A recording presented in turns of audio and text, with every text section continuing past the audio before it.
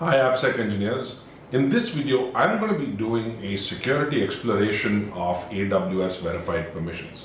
Now, this is the first video in a series of videos that we're hoping to make over time, where we take you through a process of how we learn concepts. Now, an AppSec engineer, as we build out so much content, we need to learn things ourselves. So this video, and among others in the same series that we're going to keep making over time, this kind of takes you through the process of how we learn things, and in this video specifically, how I learn the concept of AWS verified permissions. It's going to be a very free form exploratory video. We're not going to be making any edits to it. We're just going to release it as is, and hopefully you can get some ideas as to how you can apply it to your own environment, how you can apply it to your own company, your own work, if you will. And the idea is that this is something that this is a video series that I'm hoping will help people understand, kind of take you through the raw process of learning, which may be interesting to some of you. So I hope you enjoy it. And if you do enjoy this and other content from our channel, please consider liking and subscribing to the channel. Thank you so much. So, in this exploration, I'm just going to take us through. First of all, I need to learn this concept myself. I think I love AWS verified permissions. I like the idea of policy as code. I love the idea of policy as code. I use Open Policy Agent all the time. So for me, this is an example of how to go about this with AWS verified permissions. So I'm just going to explore this. This is just going to be a video. I'm going to just freeform explore it. I'm not done. I've just set up one basic example, but I'm not going to use that example. I'm going to kind of set it up from scratch and see how this works, right? So, first of all, I'm going to go here and delete whatever I've created. And then I'm going to go ahead and start everything from scratch.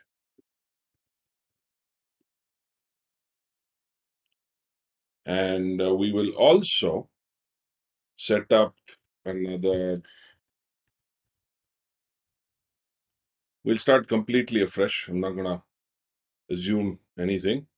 We're going to remove this policy store as well as delete this policy store and start afresh. All right. So AWS verified permissions, for those of you who don't know, is a service that is allows you to set up authorization or manage fine-grained authorizations and permissions for your application. So your applications, one of the biggest challenges for a lot of applications is object level authorization or feature level authorization, and that's hard to implement because you need to implement it centrally, and a lot of time when you intermingle it with your application source code, it gets complicated, especially as the application is growing, more objects are added and so on. It becomes very complicated. The idea here is for you to be able to create AWS policy as code, where you define a policy, you define your users, you define your principals, you define your resources, and what these users need to have access to what resources and what level of access they need to have these resources, all as a policy, and then of course define it that way, right? So that is how we're going to take this example as well. The same time, what I'm going to do is I'm going to open up. So I'm going to call this AVP exploration. So I'm going to open up a new Python example here and also start coding it in the meantime. So that's what I'm going to do. I'm going to start coding it, and hopefully we can figure it out from that as well. So I'm going to open this in AVP, and I'm going to open up with cursor. Oh, I don't have cursor. Very strange. Okay. Should be there. Oh, okay. Very strange that I've not installed cursor. Anyway, let's just open Visual Studio. One of these two should be good enough for me to get it rolling as far as I'm concerned. And yes. All right. Let's set up a new Python project, which is going to be and I'm going to use an IPython notebook in this case. So I'm going to say pip stop Jupyter notebook. And I think I need to do all. Sure.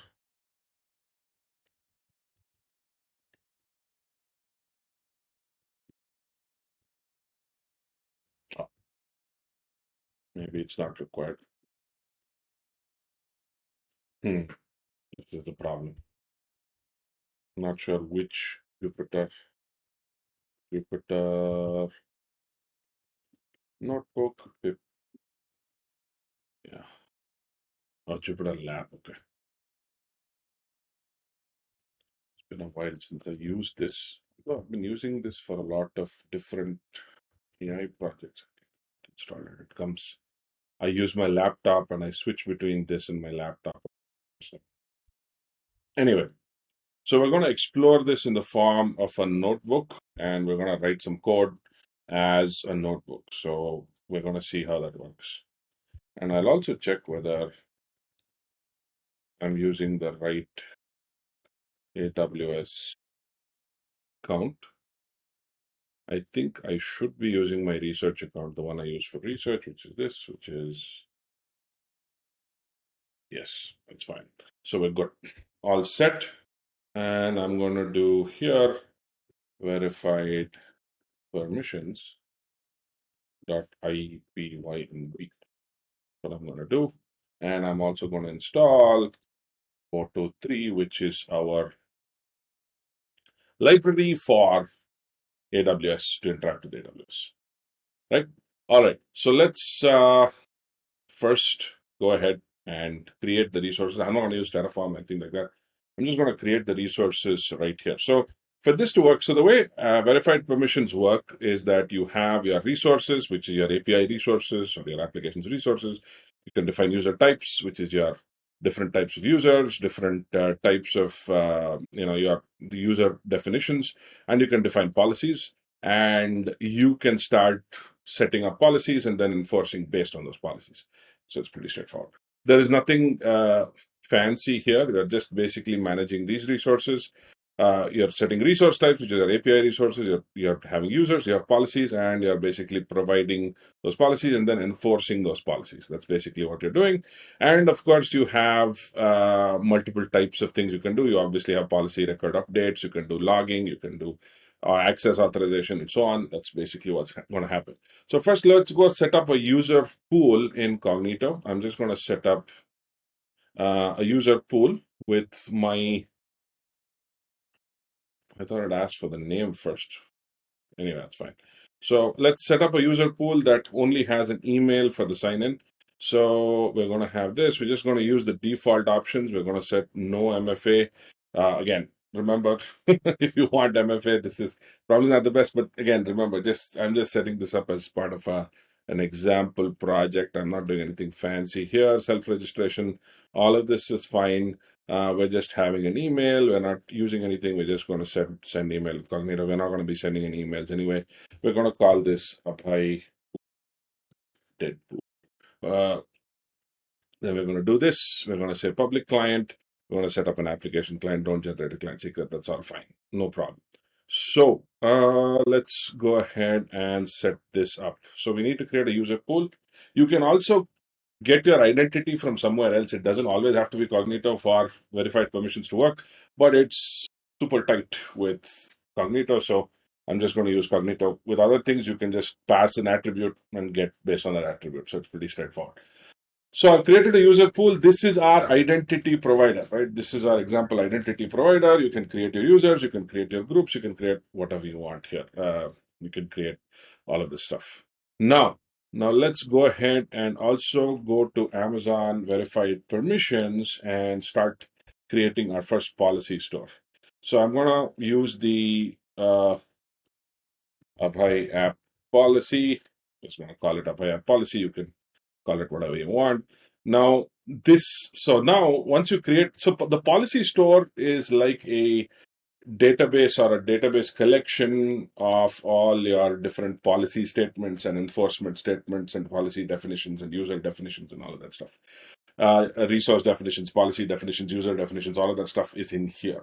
Okay, so now let's say in my application, imagine that I had an application. In my application, I had a resource called team. Okay, now the team has a name, and let's say we have this particular thing. So the user should be able to update team, add team, delete team. So let's say you have multiple actions: read team, update team, delete team, and the user is of type user. So you can see that is the user. So you'll see the resource type is team. We have added an attribute called name, and we are adding an attribute called, we're not adding any other attribute. In this case, we're keeping it super simple, just somebody who's been able to update a team or add a team, whatever it is, right? So this is what we're doing: read team, update team, and delete team are three actions we have. We're going to go forward. We're going to link it to our Cognito user pool. And I forgot to do this. I needed to actually get the Cognito pool ID, which I forgot to do. I'll just open it up here.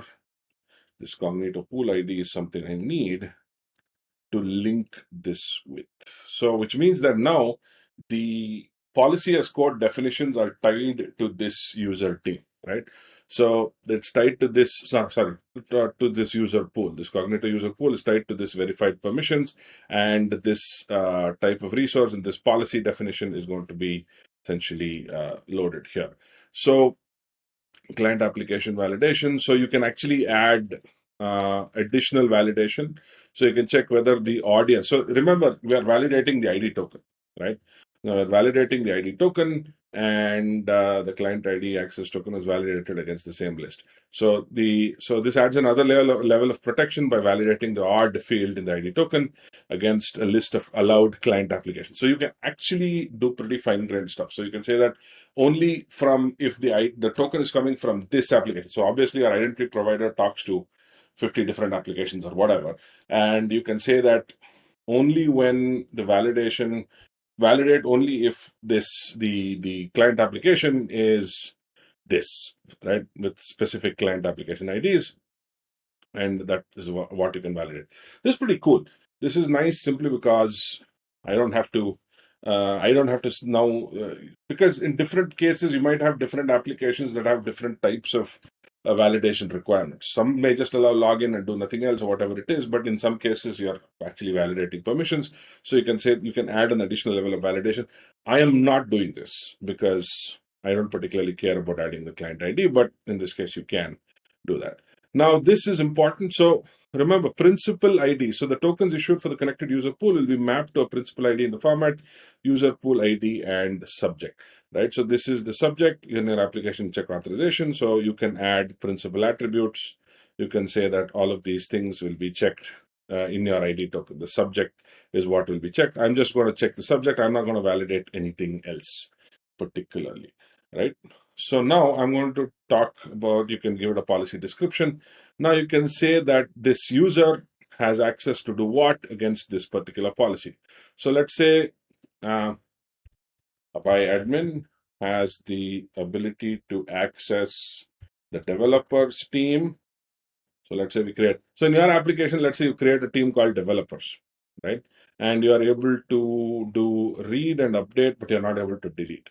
Now you can see that the policy has already been created here. So you can say that this user Abhay admin is able to access the developers team and perform these two things against that. So when you are validating, so let's say Abhay admin is making a request to an API call, and that API call is to update the team.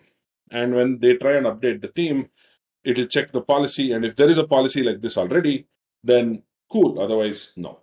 Right? So it'll check whether it is for actions and not all actions and some actions or whatever it is. I like the fact that AWS has tried to make this secure even in the UI, because they said specific. They've not tried to go to all actions and say, yeah, just allow all actions. So even in the UI, these subtle design elements that have been kept in mind, I appreciate that. So AWS, good. Definitely something worthwhile, worth thinking about in your own UI as well, right? Because they could have easily done all actions, all resources, and things like that. And a lot of times it would have gone unnoticed. And only later on people would have realized that, oh, this is bad. But this is good. I like the fact that they've done this. So here we are setting up a policy that says this person is Abhay admin is allowed to access developers and they're allowed to do this. Now, when you are implementing it in your own application, and I'll try and do that in this walkthrough as well, you can potentially do this. You can just write code for this, right? You can call the Boto3 in this case, you can create policy. So here, you can create a policy that looks like this. You can create client token, policy store ID, and you can say that, hey, item potency, this request, okay. Yeah, static, you can template. If it's linked to a template, you can do that, which is also a useful thing, by the way.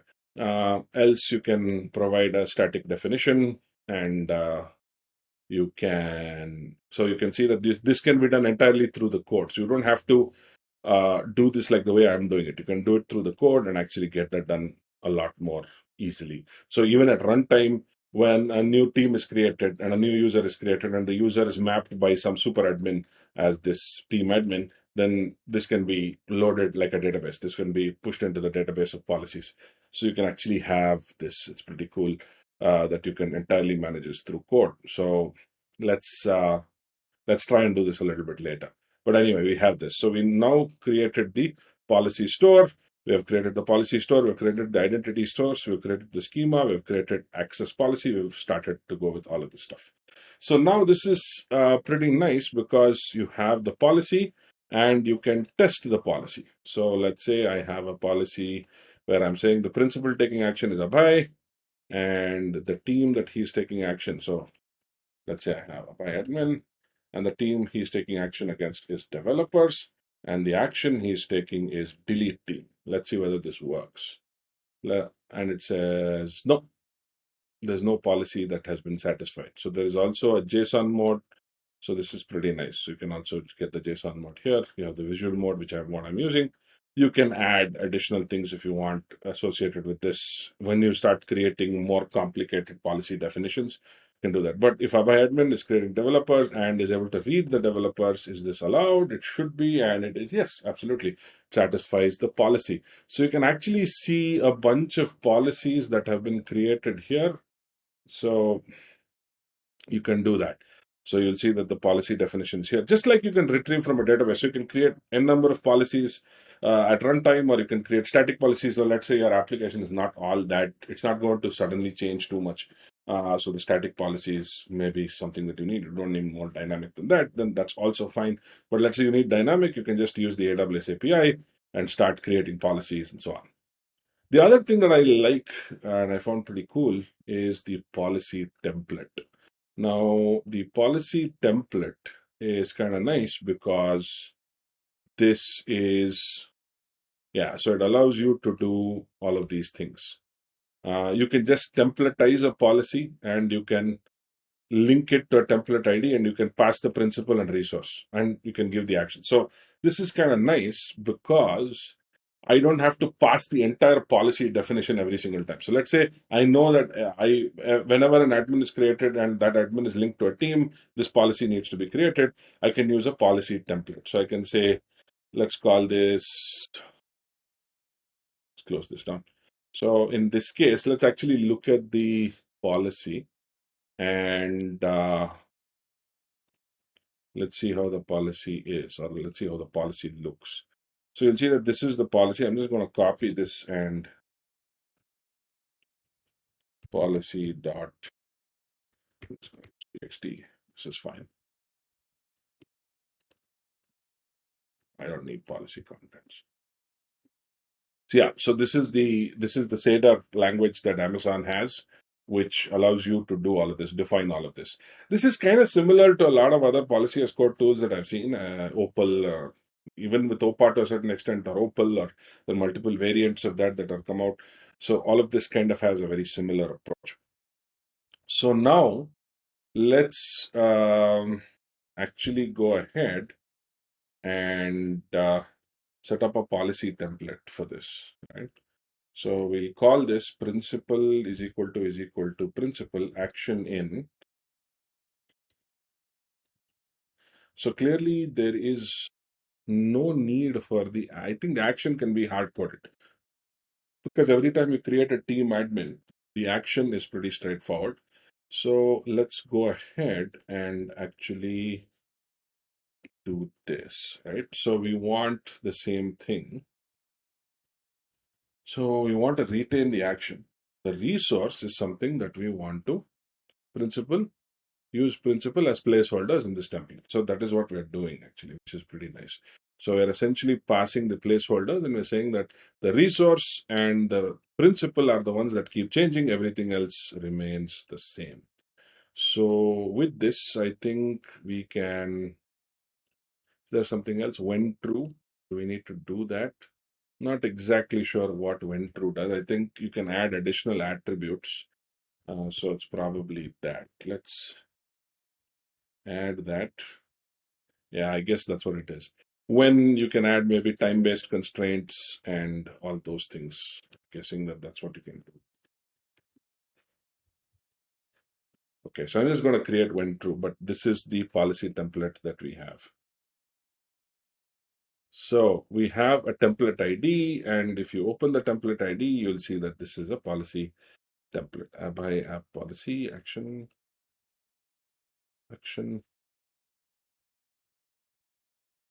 principal Abhay app policy resource. See, okay. Now, good question. Let's see whether the test bench actually works. But test bench will not work with the, yeah, it won't work with this. So yeah, so you also have a schema, which is kind of nice. Namespace is called Abhay app policy. That's the namespace. I should have named it differently. That's a mistake. So you have user and you have a team and you have all these actions. You have team and you have these are the actions against this particular thing. So you have entity diagrams. This is kind of neat. This is kind of nice that they've done this. So now if you create a templatized policy, I think that would be pretty cool. So client token idempotency, okay, UUID type of value. Okay, so let's actually write a action, right? So let's port auto 3. Now I'm just going to select the kernel, Python environment. Yeah, this is fine. Okay, so now I'm going to come up with,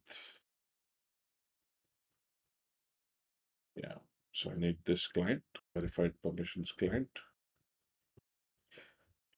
I'm going to move this over to another. So we are creating the policy. Let's create another policy, this time for another user. Okay. So we'll say client dot create policy. Probably not going to flag on my, yeah, this is not, verified permissions is not flagging on GitHub Copilot, probably because there's very little code written for this. So it's not showing up. So client token. So let's also do this. Let's also import from UUID, import UUID. So they've asked us to do this simply because they want us to add some kind of, you know, some kind of idempotency to each request. Each request needs to be different. So yeah, that's the reason why I'm adding this. So they're adding it for idempotency reason. So let's say policy store ID.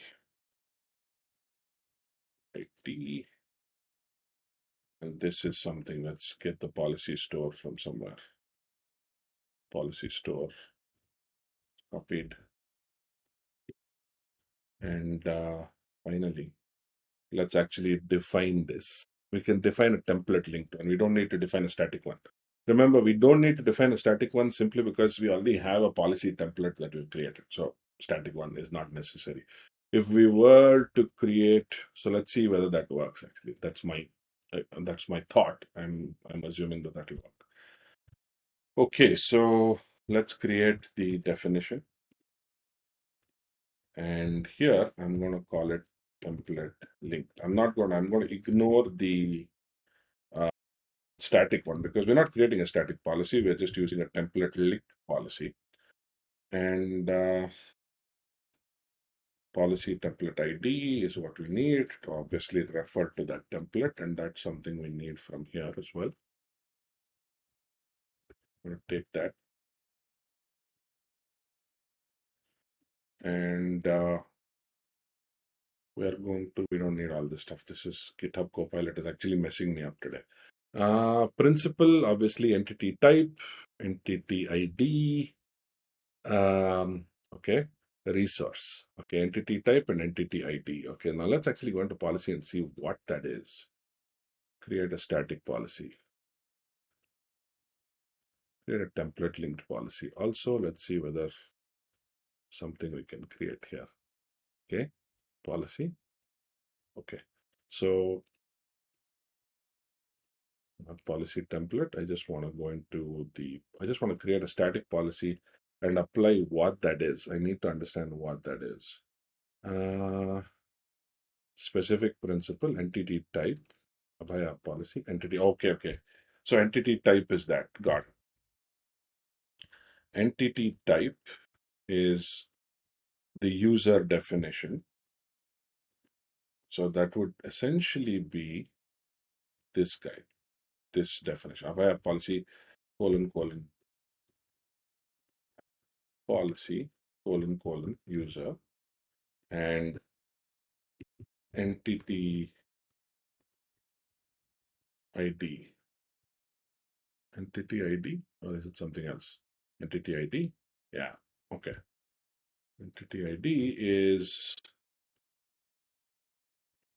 whatever. I can specify an identifier. So let's call this entity ID a little different. In this case, too much stuff. There's no need for all this. Let's call it AuthZ-as-a-Service. Just gonna give it some name. And in this case, remember, I've not set up Cognito as well. So I've created this. Now, there is one mistake I've made. Yes, I've not added the principal definition. And I'm going to add that. It looks like this is smart enough to figure that out, which is not required. This is good. Okay, I think this should be fine. Let's actually see whether the resource thing is very much the same. Resource is going to be what? Specific resource, team. Okay, so it's the same thing. Same kind of.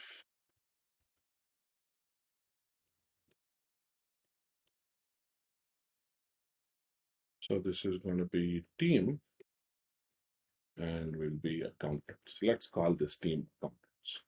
Okay, so this is the principle that we have. Now, let's run this. So we have the principle, we have the resource, we have the template ID, we have the policy store. Let's see what returns from this, right? Just going to remove this. Okay, looks like it has accepted it. It seems like it's accepted it. Now let's actually see whether it has. So when you look at your policies, it should have been one policy. Let's see whether it's there. Yeah, okay. So now it's template linked. This is pretty good. So now template linked with admin. Now let's actually go and test bench.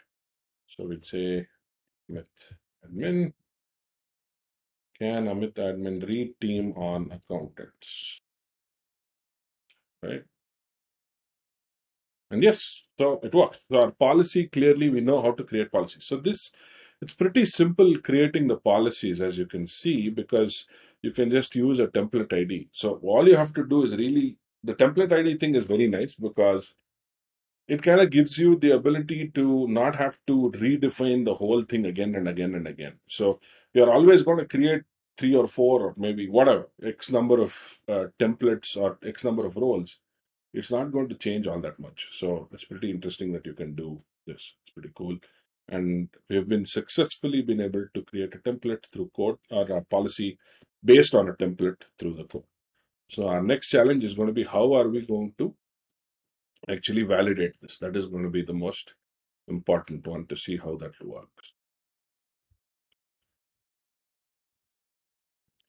All right. So far, we have done a bunch of things. We have, first of all, successfully set up our policy store with Amazon verified permissions. We've set up a Cognito user pool. We've also used a policy template. We have set up a policy template. We've also validated that we can create that template through or create a policy using the template.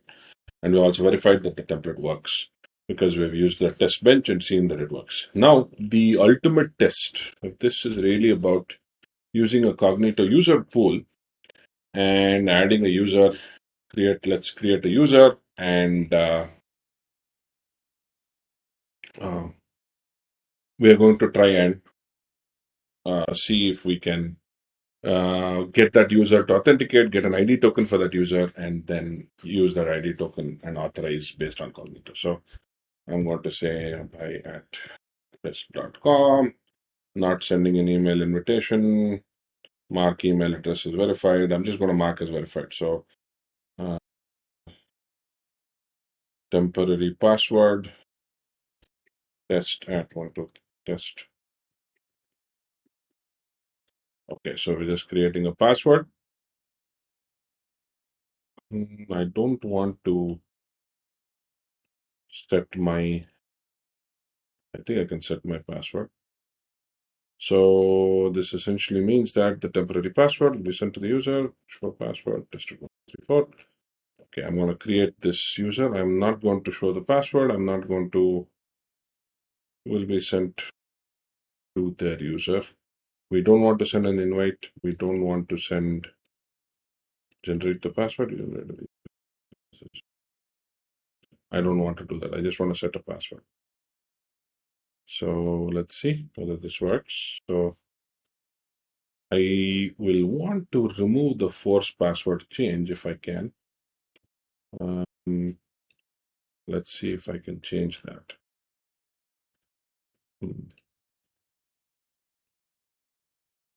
I don't know how to do this. I used to be able to know how to do this. Or do I need to force password change? Okay.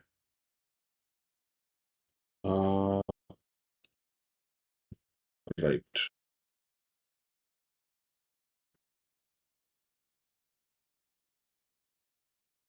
I think I should be able to user pool properties, section, active, settings. Yeah, previously when I'd done this, I had to do this through the, I'd done it as a lambda-based automation thing, so which is why I was able to do it quite easily. Okay, so let's see whether I can change it.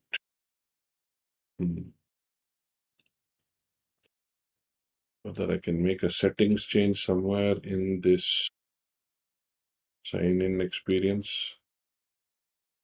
Okay, identity provider, app integration, create Cognito domain. Yes, see, test. I'll just create something. Create a Cognito domain. Hopefully, we can start to hosted UI. We should be able to use some kind of a hosted UI setup for this to work. See whether this works right off the bat. Okay. Saying sign in, there is no sign in. I think I need to set up a hosted UI for this. Right. Oh, no. I don't need advanced security. Definitely not. I don't want any of that stuff. Hosted UI config. This is strange because the sign-in experience should be not any of this. I've already done this. Okay. Email only, self-service account. Let me reset the user's email. So that's easier, I guess. Yeah, so I can reset the user's email. Reset the user's password. No, I can't. I still can't. Okay, so I'm verified, but I am not able to sign in. Why not? So the idea that I was trying to do here is basically trying to sign in the user and get their Cognito.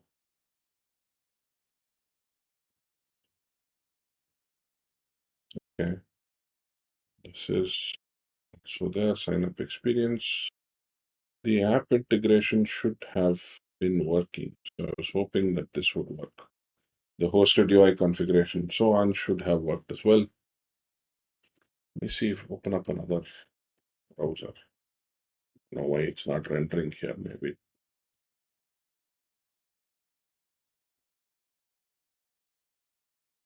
No, clearly it's not working anywhere.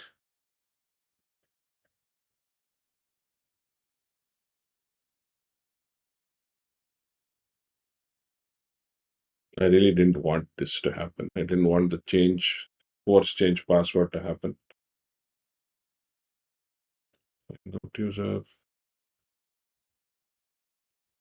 must re-authenticate to get new tokens. Let's just try and authenticate the user with this automatically. So let's try and use some automation to authenticate the user. So it is, I think, admin initiate auth. Yeah, I think you can use this function to auth parameters, user pool ID, auth parameters, user SRP auth, password auth, admin user password auth. Okay. Need to initiate it for a client, which means I need to create a client ID and all of that stuff. I don't think I'll be able to app integration, client ID, yeah. Hosted, okay.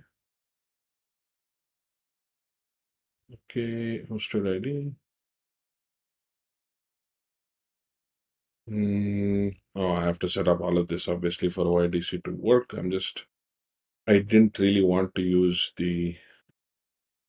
all of this stuff. I don't think I want to use all of this stuff because that means I have to set up a hosted UI and I need to use all of those things for it to be able to work. Hosted UI status is unavailable because we don't have Cognito user pool.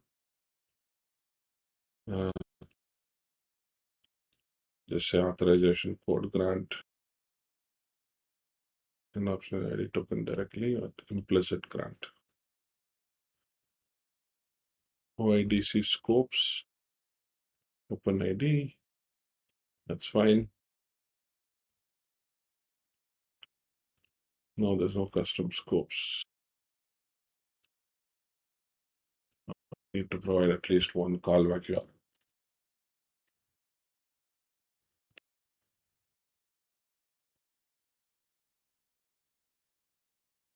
Yeah, so I think now if I do the hosted UI, it should work. So, okay. So now we have a client ID. I'm hoping that I can just use this and somehow get it to work. Okay, so let's actually create a Cognito request for this. I'm going to move this to the next screen so that I can see this a lot easier. And I'm going to do this. So to add another code snippet. So now I'm going to add Cognito client provider. So I'm going to create identity is equal to auto3.client Cognito IDP. All right. So now I'm going to admin initiate auth and see and try and get a token back. That's the objective here. Response, just call it resp client dot admin initiate auth. And we need a few things. We need a bunch of things. User pool ID, we need a client ID, and we need a certain type of user password auth. Okay, user password auth. So let's actually go ahead and do that. So let's take all of this, but let's actually go ahead and make a few changes here. We need the user pool, and this is the user pool ID. And we also need the client ID, which is my default app integration. This is the client ID. And we need, I think it's user password auth. Let's actually figure that out. And let's pass in some auth parameters and hopefully this works.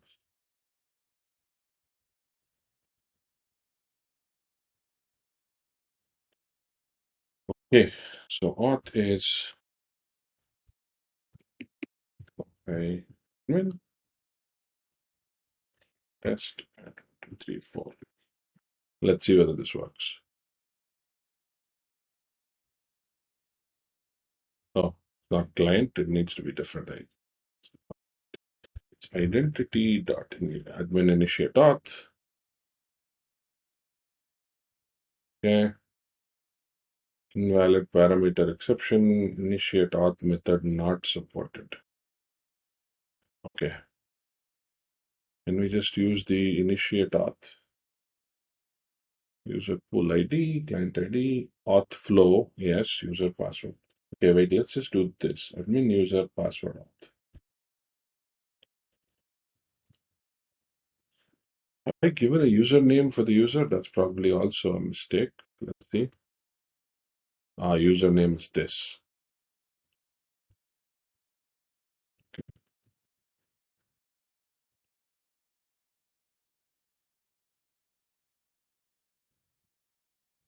Auth flow is not enabled for this client. All right. This is definitely in the app integration. Probably need to give it some kind of a. Oh, yeah, I think. Yeah. Password auth. Okay. Yeah, I think I needed to do that. Okay, let's see whether this works. I have given it necessary parameters, so it needs to set up with this. Looks like it is working, maybe. Okay, so now question is, I printed the response from before. Yeah, new password required. This is the pain. Can we change password? I need to check whether we can change password. I wish this was a little easier. Change password. Okay, let's change the password. Previous password this, and we need to give it an access token.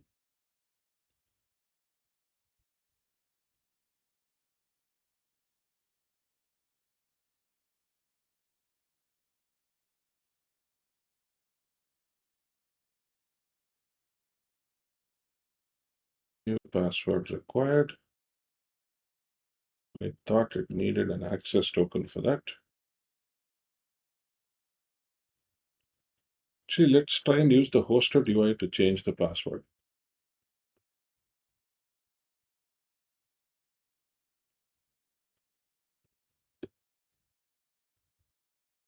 I think it's in a different one. Yeah, the hosted UI. Let's try and see if we can change the password. Test.com. Test.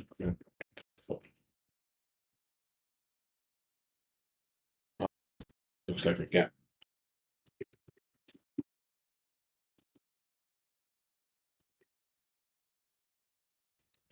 Okay. So now I've changed the password. That's fine. Hopefully it's done. It's trying to connect back to the local host. So hopefully it is done. Let's see whether it works now. I just changed the password. I just made a minor change to the password. Hopefully that works. No, yes. So I have an access token. I have an ID token. I have all of those things, I think. Token type, refresh token. So yes, this is great. So now I have all of the tokens I need to perform. Yeah, so I have my ID token. I have my access token. So let's actually fetch that from authentication result ID token. Okay, that's great. So now I just need the ID token. So I take ID underscore token, which is equal to resp dot. Yeah, perfect. This is why I love Copilot. So this is great. Now I go ahead. Yes, so I have ID token. It's there. Have value. Perfect. Now what I need to do is, so now since we have the ID token, we should be able to leverage that ID token and check it against the policy. So that's the idea here.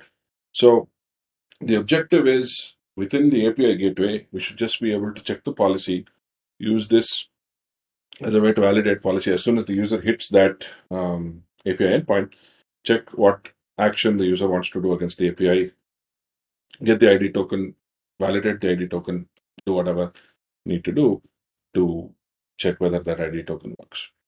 That's really it. So that's perfect. So that is good. However, I think there is entity ID. Now let's actually take this.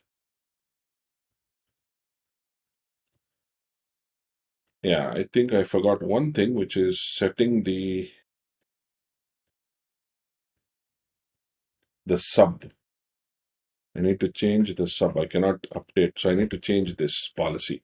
So the sub I had set to a descriptive one. I should have set it to the email, but I had not. So I need to change it in my verified permissions policy.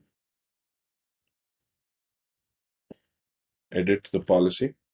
Hopefully, yeah, this is what I need to do. Update the policy. Because remember, scope of an existing policy. Okay. Maybe I need to delete the policy and do it. Yeah, probably. Maybe delete the policy and redo it. Delete it. Okay. Let's create another policy. Let's create a static policy. Specific principal, entity identifier, this specific resource team, and of course, developers. And we're going to do specific set of actions. Read, update, not delete. Yeah. So this is the idea here, is that the username with this will be able to perform. So the idea is that within the ID token, there is going to be a sub definition or a subject definition. The idea would be to use that subject definition for us to be able to get this information and validate against the existing policy definition that we have. So we have this huge ID token that we're going to copy, and I'm going to show you, want to see and show you what that is. So yeah, so you see that the sub here is different, right? If we were doing it, I should have ideally done it on the email, but that's fine because it's good in one way because we're not relying on the email, we're relying on a subject ID, which is a lot more, which is a better source of truth as far as this is concerned. So the username is this and the sub is also this. So this is what we are going to validate. So if you look at our policy, that policy is also validating this. So now let's actually go ahead and start to use AWS verified permissions to validate that. So is authorized with token. This is the point that we want to do. This is the actual thing that we want to do. So we need the ID token, we need the access token, and we should be able to check whether it is working, whether that user is authorized to do this or not, right? So action type, resource type. So you don't have to pass anything else, right? So you just need to check, hey, I am passing this user through the token, which is something that the identity provider is issued. So the idea is that the user won't be able to just randomly manipulate that. And use the access token, check whether this resource is allowed for that. So let's see whether that works. So now we are going into the next. So we also need the access token apparently. So we take both these values. We don't need to print it. We know that it's working. So let's go ahead and do client dot is authorized with token. Now this is cool because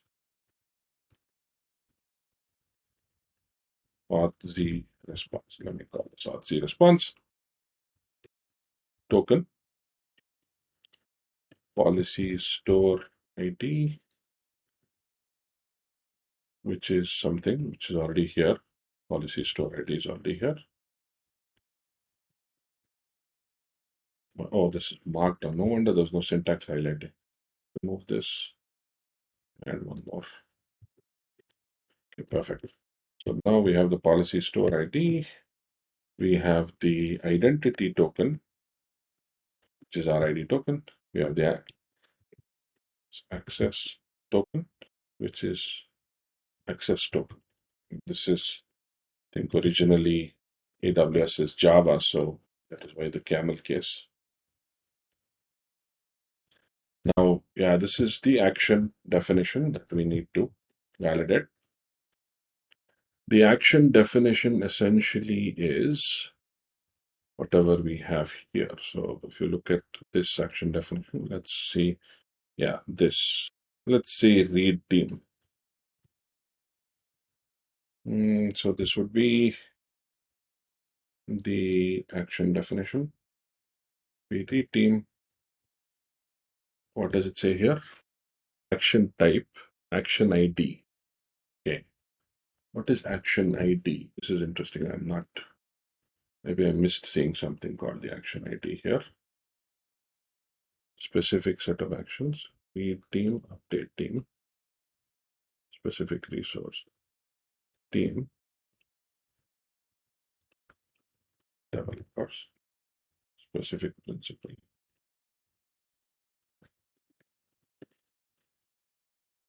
Okay. Action ID is this. Is this the action ID? That is what I am not able to understand. Entity type. Okay, so let's take a look at what we did here with the entity type. Okay.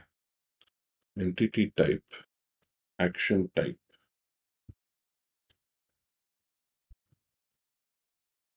Okay. All right. Okay. Okay. Action colon type. Yeah. Entity ID. What is the action ID though?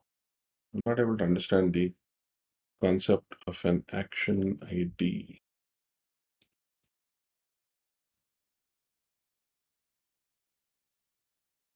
Okay.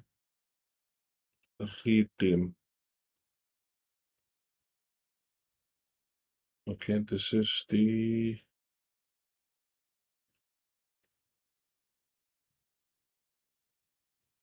how do you find the action ID?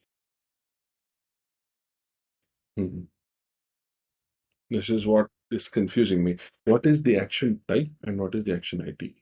The action type, I think I know, but the action ID is what? Read? Is that the action ID?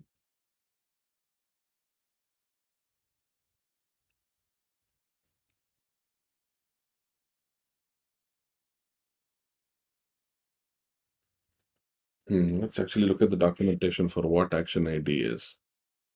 The type of action. Is the principal authorized to perform this action? The ID of the action. I'm understanding the entity. I am understanding the entity type for resource, which is fine. Is it just the suffix, which is read team? Let's go to that. So this would be, yeah, so let's just call this policy action read team. Okay. So action type.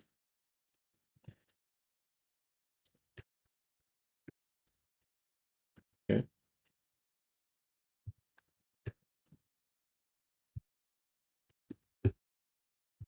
Action ID and read team. I don't know.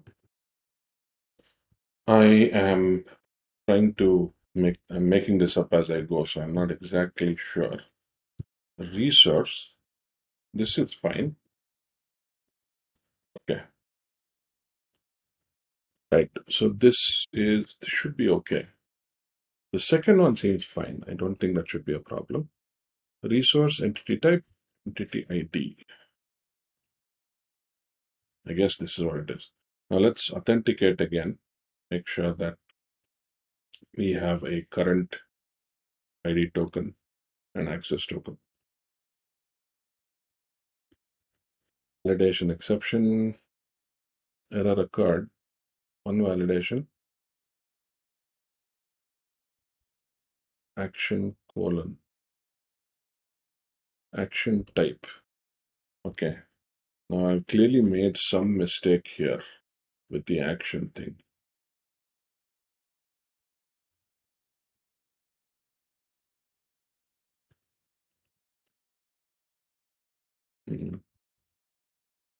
Something is up here. What have I done?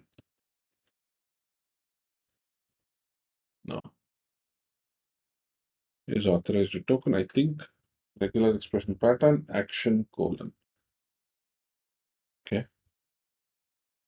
There needs to be some example here.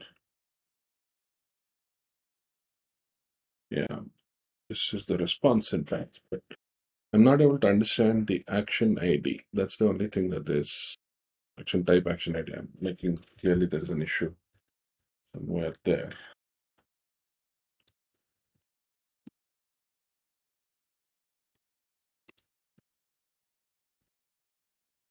Is authorized with token. Okay. Let's see whether there's an API reference. Access token. Yes, yes, yes. Identity token. That's the problem. Action identifier object. Oh, okay. Action name. Action name and type action. Okay. This is kind of weird. Action ID. This is kind of unnecessary. Okay.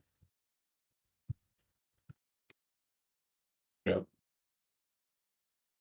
They've not made it pretty consistent. They've kind of kept it very inconsistent for some reason.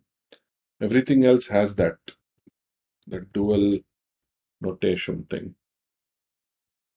Yeah, looks like it's worked. So that is the weird part. So I should have looked at the API docs. So action type is just action, which is kind of was not exactly very obvious. But let's print the auth response and see whether it actually worked. Deny.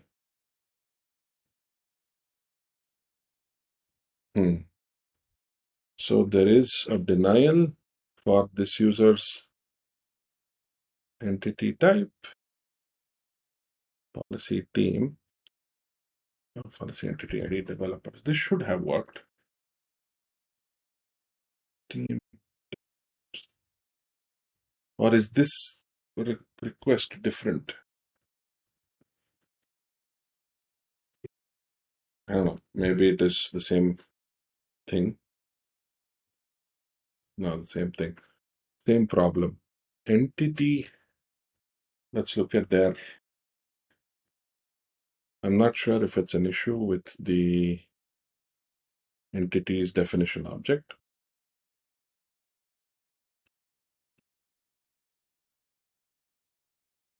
Yeah. List of entities. This is entity list. Entity identifier. Entity ID string. Okay, this is confusing to me. I'm not sure exactly what is the issue here. Is authorized with token.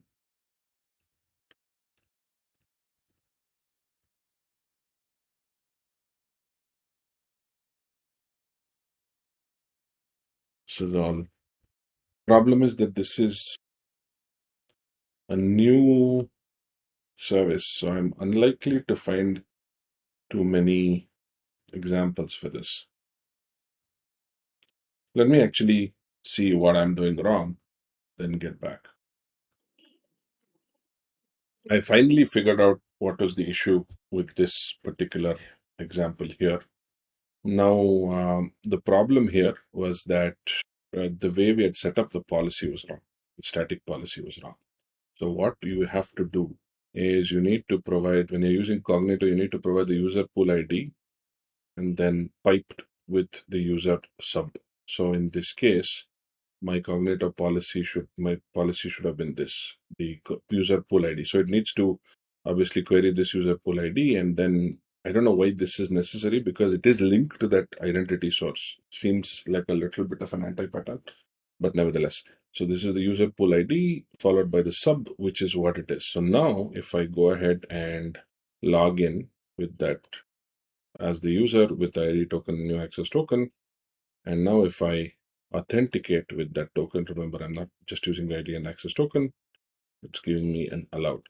Now if I try and access a different one, it's obviously it should not, because I should not have access to this. It's denied.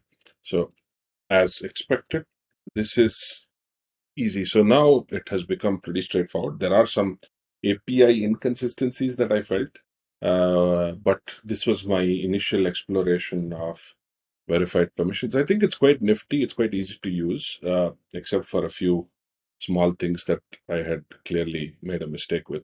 So, and there are a few inconsistencies in the way that I thought the API should behave. So that was the reason for it. Now, what I would have liked on top of this would have been a way to get all the objects that the user is allowed to access. So that would have been nice. I don't know whether that is possible. Doesn't seem to be. Yeah, I don't think there is a way to get all the. Yeah, there is just the authorization check, but I don't think there is a way to get all of the different. That would have been really nice because I can use that to populate an API and come back to the front end, and the front end could have populated the front end based off of the API's response. That could have been very nice. I think that is missing. Right now, it's not possible to do that. But this is pretty easy. As you can see, all you have to do is when you're creating the user, when you're defining all that stuff, you can create a template link policy that we did. And then you just have to pass the user's token if it's Cognito. If it's something else, you have to pass the is authorized with the principal parameter and the action and the resource parameter, and only then it will work. So that is something, and maybe additional attributes if you have a policy with additional attributes. But in this case, since I'm using Cognito, and Cognito is the one that has issued the ID token and access token, it becomes very easy for me to be able to authenticate and check whether this is allowed or denied. And it even gives you the policy specifics as to whether it's allowed or denied. So this is an exploration. The first time I'm exploring AWS verified permissions and Cognito. I hope this was useful to all of you. Thank you so much for watching.